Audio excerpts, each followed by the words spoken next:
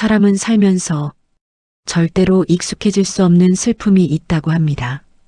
부모를 먼저 보내는 슬픔도 크지만 자식을 먼저 보내는 슬픔은 가슴속에 묻는다는 말조차 부족할 만큼 깊다고 합니다. 저는 올해 78입니다. 그리고 바로 그날 제 하나뿐인 딸을 먼저 보내고 돌아왔습니다. 장례식장에서 집으로 돌아오는 길에도 저는 딸이 죽었다는 사실이 믿기지 않았습니다.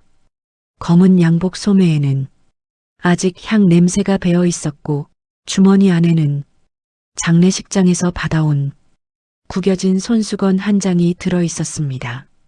택시 창밖으로 사람들이 지나갔습니다. 장을 보고 돌아가는 사람도 있었고 아이 손을 잡고 걷는 부부도 있었고 웃으며 횡단보도를 건너는 젊은 사람들도 있었습니다. 세상은 아무 일도 없었다는 듯 그렇게 흘러가고 있었습니다. 그런데 제 세상만 멈춰 있었습니다. 기사님, 저도 모르게 입을 열었습니다. 네, 어르신. 자식 장례를 치르고 나면 집에 가서 뭘 해야 합니까? 택시기사는 한동안 대답하지 못했습니다. 그러다가 조용히 말했습니다. 그냥 쉬셔야죠. 저는 창밖을 바라보며 고개를 끄덕였습니다. 하지만 알고 있었습니다. 그날부터 제가 돌아갈 집에는 쉼이라는 것이 없을 거라는 사실을 말입니다. 딸 이름은 수진이었습니다. 46. 저에게는 나이가 들어도 언제나 어린 딸이었습니다. 아빠, 반찬 없으면 꼭 말해. 아빠, 병원 가는 날 언제라고 했지? 아빠, 겨울에는 보일러 아끼지 마. 전화할 때마다 잔소리만 늘어놓던 아이였습니다.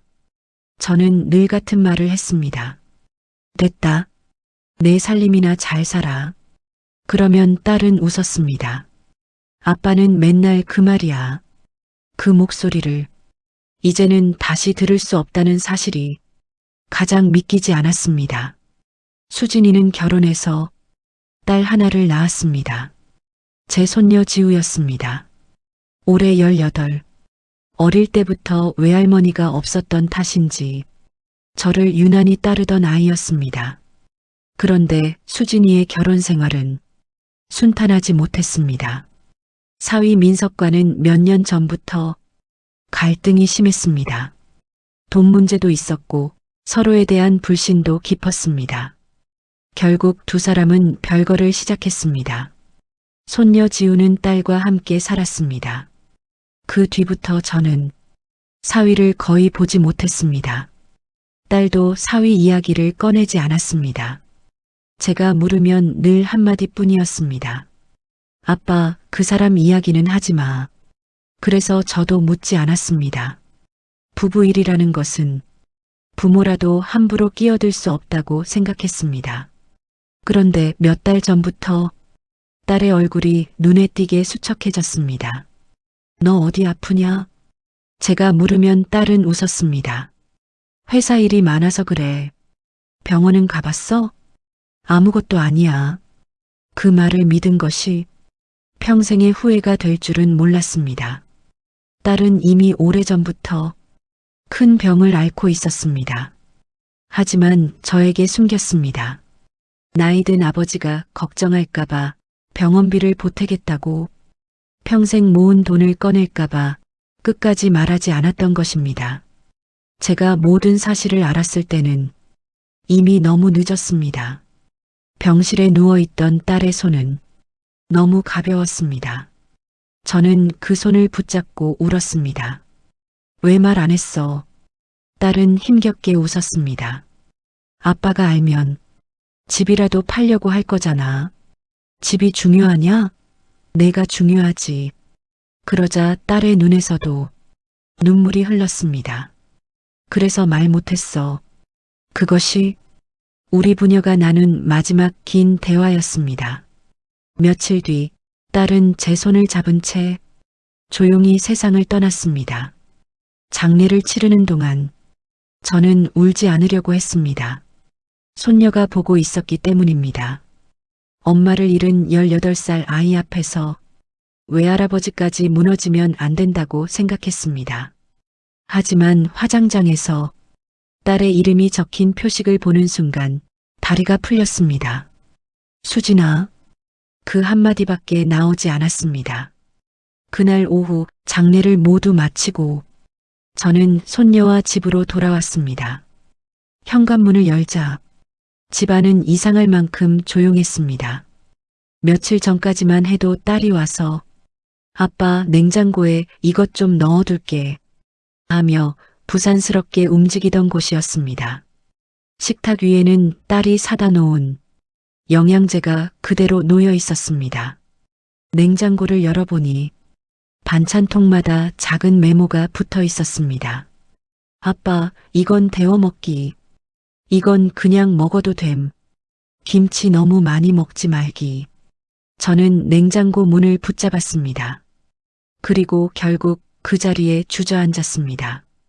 그제야 눈물이 쏟아졌습니다. 수진아, 아빠가 미안하다. 내가 아픈 것도 모르고. 손녀 지우도 제 옆에 앉았습니다. 우리는 아무 말 없이 한참을 울었습니다. 그런데 그때였습니다. 지우의 휴대전화가 울렸습니다. 화면을 본 지우의 얼굴이 갑자기 굳었습니다. 왜 그러니? 아니에요, 할아버지. 지우는 전화를 끊었습니다. 하지만 곧 다시 전화가 왔습니다. 지우는 잠시 망설이다가 현관 밖으로 나갔습니다. 저는 대수롭지 않게 생각했습니다. 친구 전화겠거니 했습니다. 그런데 5분쯤 지났을까요? 현관문이 벌컥 열렸습니다. 지우가 숨을 헐떡이며 뛰어들어왔습니다. 얼굴이 새하얗게 질려 있었습니다. 할아버지, 왜 그래? 지우가 제 팔을 붙잡았습니다. 그리고 떨리는 목소리로 말했습니다. 할아버지, 밖에 아빠 왔어요. 순간 제 심장이 내려앉았습니다. 몇 년 동안 모습을 보이지 않았던 사위가 딸 장례를 치르고 돌아온 바로 그날 우리 집 현관 앞에 와 있다는 것이었습니다. 저는 한동안 아무 말도 하지 못했습니다. 내 아빠가? 네. 어디 있는데? 대문 밖에요. 손녀의 목소리가 떨렸습니다. 이상했습니다. 장례식장에도 나타나지 않았던 사람이었습니다. 딸이 병원에 있다는 소식을 듣고도 찾아오지 않았던 사람이었습니다.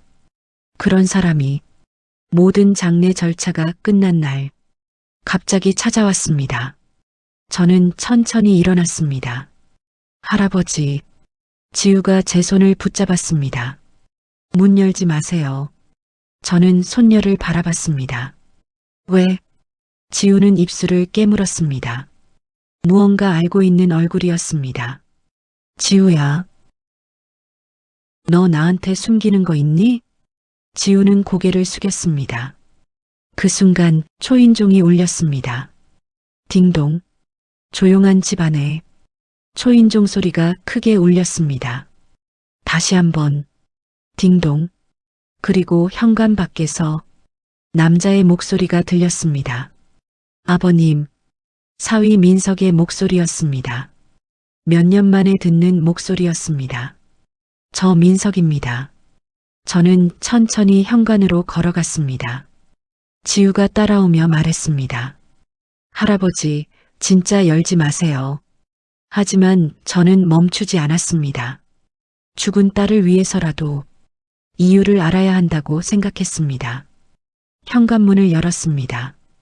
그리고 저는 그 자리에서 주저앉고 말았습니다. 문 앞에 서 있던 사위의 모습 때문이 아니었습니다. 사위가 들고 있던 것 때문이었습니다. 민석의 손에는 낡은 갈색 서류 봉투 하나가 들려 있었습니다. 봉투 앞에는 딸의 글씨가 적혀 있었습니다. 아빠에게. 저는 그 글씨를 단번에 알아봤습니다. 그게 목소리가 나오지 않았습니다. 그게 왜 자네한테 있어? 사위의 눈이 붉어졌습니다. 수진이가 맡겼습니다. 언제? 3달 전에요. 저는 벽을 짚고 겨우 일어났습니다. 석 달 전에? 네. 그 말은 곧 사위가 딸의 병을 알고 있었다는 뜻이었습니다. 저는 사위의 멱살을 붙잡았습니다. 알고 있었어? 민석은 고개를 숙였습니다. 죄송합니다. 수진이 아픈 거 알고 있었냐고. 알고 있었습니다. 머릿속이 하얘졌습니다. 그런데 왜 안 왔어? 저는 사위의 가슴을 밀쳤습니다. 왜 병원에도 안 왔어? 민석은 아무런 저항도 하지 않았습니다. 그때 손녀가 울면서 말했습니다. 할아버지, 그만하세요. 지우야, 넌 알고 있었니? 손녀는 대답하지 못했습니다. 민석이 힘겹게 입을 열었습니다. 아버님이 알고 계신 것과 사실이 조금 다릅니다. 뭐가 달라? 제가 수진이를 버린 게 아닙니다. 저는 그 말을 듣는 순간 더 화가 났습니다. 그럼 수진이가 거짓말했다는 거냐? 아닙니다. 민석은 고개를 저었습니다. 그리고 믿기 어려운 말을 했습니다. 수진이가 저를 쫓아냈습니다. 뭐? 병을 알게 된 뒤에요. 민석은 벽에 기대어 한동안 말을 잇지 못했습니다. 수진이가 병원에서 처음 진단받았을 때 저도 같이 있었습니다. 그 순간 저는 알았습니다. 제가 알고 있던 시간보다 훨씬 전부터 딸이 아팠다는 것을 말입니다. 민석이 계속했습니다. 치료비가 많이 필요했습니다. 그래서 제가 살던 집을 정리하자고 했습니다. 그런데 수진이가 반대했습니다. 딸은 남편에게 말했다고 했습니다. 지우 앞으로 남겨둘 것까지 내 병 때문에 없애고 싶지 않아. 하지만 사위는 몰래 집을 담보로 돈을 마련하려 했습니다. 그 사실을 알게 된 딸이 크게 화를 냈다고 했습니다. 그리고 결국 두 사람은 서류상으로까지 관계를 정리했습니다. 저는 믿을 수 없었습니다. 그럼 왜 나한테는 자네하고 사이가 나빠졌다고 했어? 민석이 대답하지 못했습니다. 대신 손녀 지우가 울면서 말했습니다. 엄마가 부탁했어요. 뭘? 할아버지가 알면 엄마 치료비 내준다고 집 팔 거라고. 그 말에 저는 아무 말도 할 수 없었습니다. 딸은 알고 있었습니다. 제가 딸을 살릴 수만 있다면 집도 팔고 땅도 팔고 제 남은 노후까지 내놓을 사람이라는 것을, 그래서 모두에게 자신의 병을 숨겨달라고 했던 것입니다. 저는 사위 손에 들린 봉투를 바라봤습니다. 그 봉투는 뭐야? 민석이 봉투를 내밀었습니다. 수진이가 말했습니다. 자기가 먼저 가게 되면 민석의 목소리가 갈라졌습니다. 장례 끝난 뒤에 아버님께 전해달라고 했습니다. 저는 떨리는 손으로 봉투를 받았습니다. 그런데 민석은 봉투를 놓지 않았습니다. 아버님, 왜? 이걸 보시기 전에 제가 먼저 말씀드려야 할 게 있습니다. 그의 얼굴은 두려움으로 굳어 있었습니다. 수진이가 마지막까지 아버님께 숨긴 일이 하나 더 있습니다. 저는 식탁 앞에 앉았습니다. 손에는 딸이 남긴 봉투가 있었습니다. 사위는 제 맞은편에 앉았고 손녀 지우는 제 옆에 앉았습니다. 아무도 쉽게 말을 꺼내지 못했습니다. 말해. 제가 먼저 입을 열었습니다. 뭘 숨겼다는 거야? 민석은 한참 뒤에야 대답했습니다. 수진이가 가장 걱정한 건 자기 죽음이 아니었습니다. 그럼 사위가 손녀를 바라봤습니다. 지우였습니다.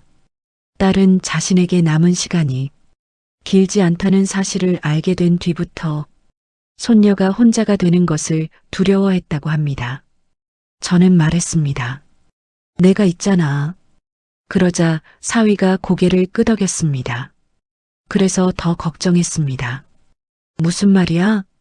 아버님이 지우를 책임지려고 남은 인생을 전부 포기하실까 봐요. 가슴이 먹먹해졌습니다.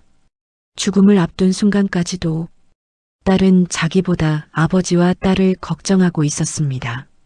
저는 봉투를 열었습니다. 안에는 편지 한 장과 통장 하나 그리고 작은 열쇠 하나가 들어 있었습니다. 편지를 펼쳤습니다. 아빠, 첫 글자를 보는 순간 눈물이 앞을 가렸습니다. 이 편지를 보고 있다면 나는 아빠 옆에 없겠지. 저는 더 읽지 못하고 고개를 숙였습니다. 지우가 제 등을 쓸어주었습니다. 잠시 뒤 다시 읽었습니다. 딸은 미안하다고 했습니다. 병을 숨겨서 미안하고 아버지보다 먼저 떠나서 미안하고 끝까지 걱정만 남겨서 미안하다고 했습니다. 그리고 이런 말을 남겼습니다. 아빠가 평생 나를 지켜줬으니까 이제는 아빠 인생을 지켜. 저는 입술을 깨물었습니다. 딸은 제가 손녀를 위해 집을 팔거나 전 재산을 내놓을 것을 예상했습니다. 그래서 미리 준비를 해두었습니다. 통장은 손녀 지우의 대학 등록금과 생활비를 위해 모아둔 돈이었습니다. 큰 돈은 아니었지만 몇 년 동안 조금씩 모은 흔적이 있었습니다. 그리고 작은 열쇠는 은행 보관함 열쇠였습니다. 민석이 말했습니다. 거기에 수진이 보험 서류하고 지우 앞으로 남겨둔 것들이 있습니다. 저는 사위를 바라봤습니다. 자네는? 민석은 조용히 대답했습니다. 제 몫은 없습니다. 왜? 그는 희미하게 웃었습니다. 수진이가 저한테 남긴 건 부탁 하나뿐이었습니다. 무슨 부탁? 민석은 손녀를 바라봤습니다. 지우 아빠로 다시 살아달라고 했습니다. 그 순간 손녀가 고개를 숙이고 울었습니다. 민석도 결국 눈물을 흘렸습니다. 저도 화가 났습니다. 왜 혼자 다 결정하느냐고 했습니다. 부부면 같이 견뎌야지. 왜 나를 밀어내느냐고 했습니다. 하지만 딸은 대답했다고 합니다. 당신까지 무너지면 지우는 누구한테 가? 그래서 사위는 멀리서 딸을 지켜봤습니다. 병원비도 몰래 보탰고 손녀 학원비도 보냈고 딸이 힘들 때마다 집 앞까지 찾아왔다가 딸의 부탁 때문에 돌아갔다고 했습니다. 저는 손녀에게 물었습니다. 사실이냐? 지우가 고개를 끄덕였습니다. 아빠가 엄마 병원비 많이 냈어요. 저는 눈을 감았습니다. 몇 년 동안 저는 사위를 원망했습니다. 딸을 버린 사람이라고 생각했습니다. 하지만 진실은 달랐습니다. 그 역시 딸을 잃고 있었습니다. 다만 저와 다른 자리에서 울고 있었던 것입니다. 그때 사위가 자리에서 일어났습니다. 그리고 제 앞에 무릎을 꿇었습니다. 아버님, 일어나. 죄송합니다. 일어나라고. 제가 더 일찍 말씀드렸어야 했습니다. 저는 사위를 바라봤습니다. 미워했던 얼굴이 그날따라 너무 늙어 보였습니다. 자네도. 제 목소리가 떨렸습니다. 수진이 보내고 온 거잖아. 민석은 고개를 숙인 채 울었습니다. 그 순간 알았습니다. 딸을 잃은 사람은 저 혼자가 아니었습니다. 아버지를 잃은 아이도 있었고 아내를 잃은 남자도 있었습니다. 그리고 우리는 서로를 미워하느라 같은 사람을 사랑했다는 사실을 잊고 있었습니다. 저는 사위의 팔을 잡았습니다. 일어나게. 그리고 처음으로 말했습니다. 밥은 먹었나? 사위는 고개를 저었습니다. 아니요. 저는 냉장고를 열었습니다. 딸이 마지막으로 만들어 놓은 반찬들이 보였습니다. 그날 밤 저와 사위와 손녀는 딸이 남겨놓은 반찬으로 늦은 저녁을 먹었습니다. 아무도 말을 많이 하지 않았습니다. 그저 밥을 먹다가 울고 반찬을 바라보다 울었습니다. 그런데 식사가 끝날 무렵 손녀 지우가 조심스럽게 말했습니다. 할아버지, 응, 엄마가 돌아가시기 전날 저한테도 부탁 하나 했어요. 무슨 부탁? 지우가 저와 아빠를 번갈아 바라봤습니다. 그리고 말했습니다. 엄마가 그러셨어요. 장례 끝나고 나면 우리 셋이 꼭 같이 가야 할 곳이 있다고요. 다음 날 아침 저와 사위, 손녀는 딸이 말한 곳으로 향했습니다. 그곳은 화려한 곳이 아니었습니다. 도심에서 조금 떨어진 작은 공원이었습니다. 딸이 어릴 때 제가 자주 데리고 갔던 곳이었습니다. 지금은 나무도 많이 자랐고 벤치도 새 것으로 바뀌어 있었습니다. 손녀가 우리를 커다란 느티나무 앞으로 데려갔습니다. 여기에요. 나무 아래에는 작은 상자가 숨겨져 있었습니다. 상자 안에는 사진 몇 장과 휴대용 녹음기 하나가 들어 있었습니다. 제 손이 떨렸습니다. 지우가 재생 버튼을 눌렀습니다. 잠시 잡음이 들리더니 딸의 목소리가 흘러나왔습니다. 아빠, 저는 그대로 고개를 숙였습니다. 불과 얼마 전까지 들었던 그 목소리였습니다. 딸은 말했습니다. 자기가 떠난 뒤 아버지와 남편이 서로 미워하지 않았으면 좋겠다고, 지우를 두고 서로 책임을 떠넘기지도 반대로 서로 모든 것을 희생하려고도 하지 않았으면 좋겠다고 했습니다. 그리고 사위에게도 말했습니다. 민석 씨, 사위가 입을 틀어막았습니다. 당신 미워해서 밀어낸 거 아니야. 당신까지 무너지는 게 무서웠어. 민석의 어깨가 떨렸습니다. 마지막은 손녀에게 하는 말이었습니다. 우리 지우야. 엄마 없다고 내 인생 멈추면 안 돼. 대학도 가고 친구도 만나고 좋아하는 사람도 만나. 지우가 결국 울음을 터뜨렸습니다. 그리고 마지막으로 딸은 우리 세 사람 모두에게 말했습니다. 내가 없어도 가족은 없어지는 게 아니야. 녹음은 거기서 끝났습니다.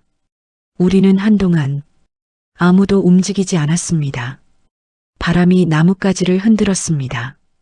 저는 하늘을 올려다봤습니다. 수진아, 처음으로 딸 이름을 부르면서 울지 않았습니다. 걱정하지 마라. 저는 손녀의 손을 잡았습니다. 그리고 다른 손으로 사위의 어깨를 잡았습니다. 우리가 살아볼게. 그날 이후 우리 삶은 조금씩 달라졌습니다. 손녀는 당분간 저와 함께 살기로 했습니다. 사위는 매일 저녁 찾아왔습니다. 처음에는 어색했습니다.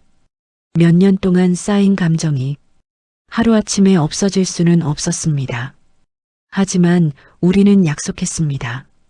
숨기지 않기로, 힘들면 힘들다고 말하기로, 가족이라는 이유로 누군가 한 사람만 희생하지 않기로 했습니다. 어느 날 사위가 말했습니다. 아버님, 제가 모시겠습니다. 저는 고개를 저었습니다. 실례. 사위가 당황했습니다. 저는 웃으며 말했습니다. 나는 내 집에서 살 거야. 대신 자주 와. 네. 지우도 자기 인생 살아야 하고.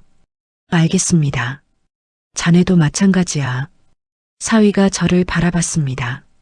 수진이가 자네까지 평생 죄인으로 살라고 한 건 아닐 거야. 그 말을 듣자 사위는 한동안 고개를 들지 못했습니다. 세월이 조금 흐른 뒤 지우는 대학에 들어갔습니다. 입학식 날 저와 사위는 나란히 앉았습니다. 지우가 멀리서 손을 흔들었습니다. 할아버지, 아빠, 저도 손을 흔들었습니다. 그 순간 문득 우리 사이 어딘가에 딸이 함께 서 있는 것 같은 기분이 들었습니다. 집으로 돌아온 저녁, 저는 냉장고를 열었습니다. 딸이 붙여놓았던 마지막 메모 하나를 아직 떼지 않고 있었습니다. 아빠, 밥 꼭 챙겨 먹기. 저는 그 메모를 손으로 쓸어보았습니다. 그리고 웃었습니다. 그래, 오늘도 먹었다. 사람들은 떠난 사람을 잊어야 살아갈 수 있다고 말합니다. 하지만 저는 그렇게 생각하지 않습니다. 잊는 것이 아니라 다르게 기억하며 살아가는 것이라고 생각합니다. 목소리를 들을 수 없어도, 손을 잡을 수 없어도 그 사람이 남긴 사랑은 남은 사람들의 삶 속에서 계속 이어집니다. 저는 딸을 먼저 보냈습니다. 세상에서 가장 견디기 힘든 일을 겪었습니다. 하지만 딸은 떠나는 순간까지 우리 가족이 다시 서로의 손을 잡을 수 있도록 길을 만들어 놓았습니다. 딸 장례를 치르고 돌아온 날, 몇 년 동안 미워했던 사위가 현관 앞에 서 있었습니다. 그날 저는 현관문을 열고 그 자리에서 주저앉았습니다. 처음에는 충격 때문이었습니다. 하지만 지금 생각하면 그 문은 단순한 현관문이 아니었습니다. 오랫동안 닫혀있던 우리 가족의 마음을 다시 여는 문이었습니다. 부모는 자식을 먼저 보내면 가슴에 묻는다고 합니다. 이제야 그 말의 뜻을 조금 알 것 같습니다. 가슴에 묻는다는 것은 잊는다는 뜻이 아니었습니다. 그 아이가 남긴 사랑을 품고 남은 사람들이 다시 살아가는 것이었습니다. 오늘도 저는 딸의 사진 앞에 따뜻한 차 한 잔을 놓습니다. 그리고 말합니다. 수진아, 지우 잘 지내고 있다. 민석이도 잘 지낸다. 그러니까 이제 걱정하지 마. 잠시 사진을 바라보다 마지막으로 한마디를 더합니다. 그리고 아빠도 잘 살고 있다.